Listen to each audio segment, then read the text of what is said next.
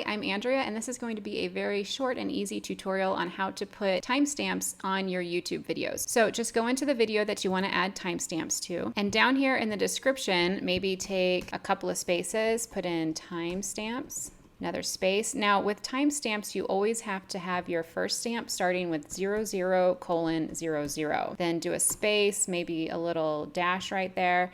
And really for your first one, you can just basically put in whatever your title is. The thing that you have to know about timestamps is that each timestamp needs to be at least 10 seconds long, and you also have to have at least 3 timestamps for this to work. What I do is you start out with the first one at 00:00, do another space, and just click on play right here to listen back to your video, and then you can put in the timestamps where it makes sense. So I'm going to do that right now.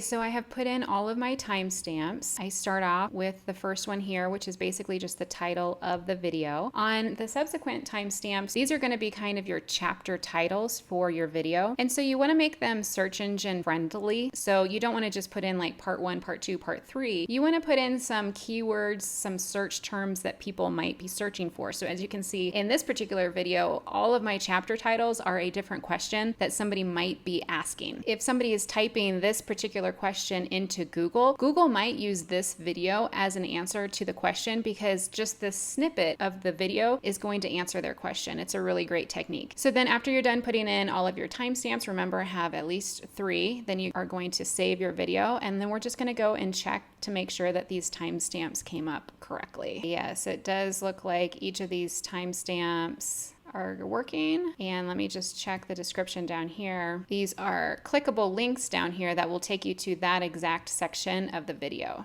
I just started editing this video and realized that I just kind of signed off and didn't even say goodbye. So I hope that this was helpful for you. And I post content every Tuesday and Friday. So if you want more small business marketing content, I hope that you subscribe, and I hope you have a great day. Don't be as scatterbrained as I am right now. All right, see you soon.